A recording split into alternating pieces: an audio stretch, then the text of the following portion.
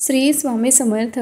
13 February 2025ला आहे गुरुप्रतिपदा आणि या दिवशी श्री गुरूंनी शैल्यगमन केले होते आणि म्हणूनच त्या निमित्ताने आपण 51वा आणि 52वा अध्याय मराठीमध्ये ऐकणार आहोत। चला तर मग व्हिडिओला सुरुवात करूया।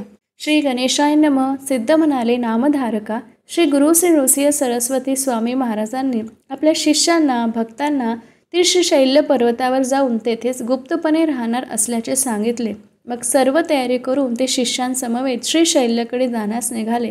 तेव्हा यापुढे ते भेटणार नाहीत म्हणून सर्व लोकांना अतिशय दुःख झाले होते। ते सर्वजण त्यांना तिथेच राहण्याची आर्ततेने विनंती करू लागले।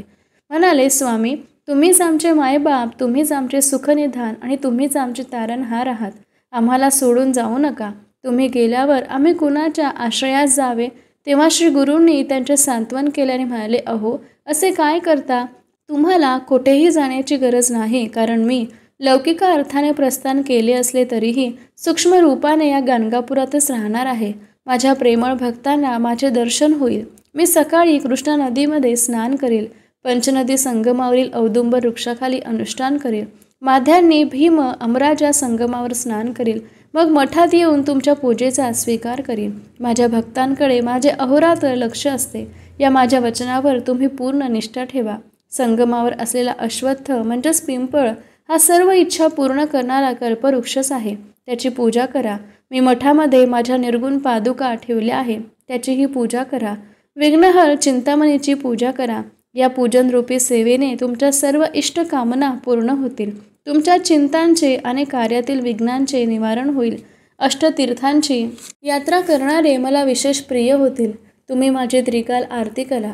त्यानंतर सर्वांचा निरोप घेऊन श्री गुरु आपल्या शिष्यांसह मठातून बाहेर पडले। गावातील भक्तजन काही अंतरापर्यंत त्यांच्याबरोबर गेले। ते जेव्हा परत आले तेव्हा श्री गुरु मठातच आहेत असे दिसले। तेव्हा त्यांना खूपच आश्चर्य वाटले आणि श्री गुरुदेव इथेच आहेत याची खात्री पटली। श्री गुरु आपल्या 4 शिष्यांसह पाताळ गंगेच्या तीरावर आले। तिथे त्यांना म्हणाले, आम्हाला पलीकडे जायचं आहे। आमच्यासाठी पुष्पांचे आसन तयार करा। आम्ही मल्लिकार्जुनाशी एकरूप होऊन राहू। त्याप्रमाणे त्या शिष्याने शेवंती, कमळ, कल्हार अशी फुले केळीच्या पानामध्ये गुंडाळून आणली। ती एकत्र गुंफून सुरेख मृदू आसन तयार केले। ते गंगेच्या पाण्यावर ठेवले। तेव्हा श्री गुरु म्हणाले, आता तुम्ही आपापल्या घरी जा। दुःख व चिंता करू नका। मी निघून गेलो असे वाटून घेण्याचे कारण नाही। मी गाणगापुरातच आहे। मी भक्तांच्या घरातही राहतो। मी निजस्थानी जात आहे आणि तिथे पोचल्याचे खूण म्हणून शेवंतीची फुले पाठवणार आहे। ती प्रसाद म्हणून वाटून घ्या। जे माझे नित्य पूजा करतील त्यांच्या घरी लक्ष्मी अखंड वास करेल। मला गायन फार आवडते म्हणून जे माझी कवने गातील त्यांच्या घरी मी नित्य वास करेल। त्या भक्तांना आयुष्य, आरोग्य, संतती, संपत्ती प्राप्त होईल। जे माझे चरित्र श्रवण पठन करतील त्यांना सुख, समृद्धी, ऐश्वर्य प्राप्त होईल। त्या दिवशी गुरुकन्या राशीत होता। तिथी होती माघ कृष्ण प्रतिपदा। दिवस होता शुक्रवार। ऋतू होता शिशिर। संवत्सर होते बहुधान्य। श्री गुरूंनी शिष्यांना आशीर्वाद दिले। मग पुष्पासनावर बसून पहिल्या तीराकडे निघाले। बघता बघता अदृश्य झाले। शिष्य चिंतामग्न होऊन तीरावरच थांबले होते। तेवढ्यात काही नावाडी नौकेतून आले। या शिष्यांनी त्यांच्याकडे चौकशी केली। ते म्हणाले, आम्ही तुमच्या गुरुदेवांना प्रवाहातून जाताना पाहिले आहे। ते दंडधारी संन्यासी आहेत। ते म्हणाले, आमचे नाव नृसिंह सरस्वती आहे। तुम्ही पलीकडे जातच आहात तर तेथील शिष्यांना माझा निरोप सांगा म्हणावं। आम्ही कर्दळी वनात जात आहोत, तथापि गाणगापुरातही आहोत। आता भ्रांतपणे दुःख करू नका। प्रवाहातून प्रसाद पुष्पे वाहत येतील ती काढून घ्या आणि आपापल्या स्थानी जाऊन आमची भक्ती करा। तुमचे वंशज सुखात आनंदात राहतील। त्यानंतर ते पुढे निघून गेले। त्यांच्या पायांमध्ये सोन्याच्या पादुका होत्या। तो निरोप घेऊन शिष्यांना खूपच बरे वाटले। ते तेथेच थांबून वाट पाहू लागले। नावाडीही थांबले। काही वेळाने शेवंतीची 4 फुले प्रवाहातून वाहत आली। ती 4ही शिष्यांनी आदराने काढून घेतली। त्या फुलांना वंदन करताना त्या सर्वांची मने श्री गुरूंच्या प्रेमळ आठवणीने भरून गेली। त्यांच्या डोळ्यांमध्ये अश्रू तरळत होते। श्री गुरूंच्या प्रस्थानाची कथा ऐकून नामधारकांचे हृदय भरून आले होते।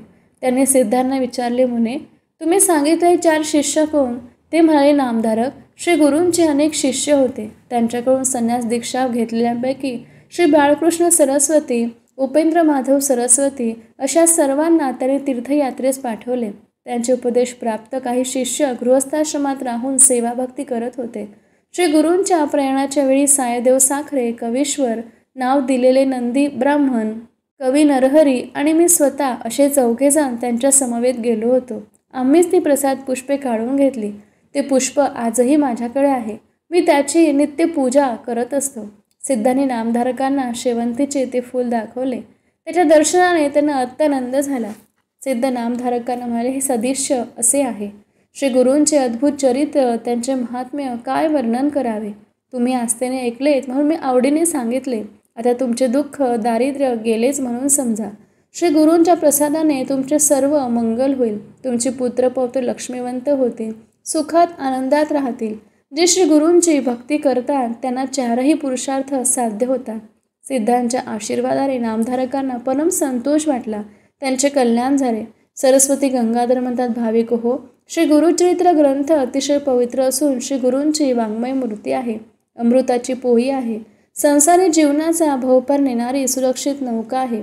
परमार्थ साध्य करून देणारा साधना पथ आहे. याच्या श्रवणाने, पठनाने, मननाने, निज ध्यानाने भक्तांचे कल्याण होते.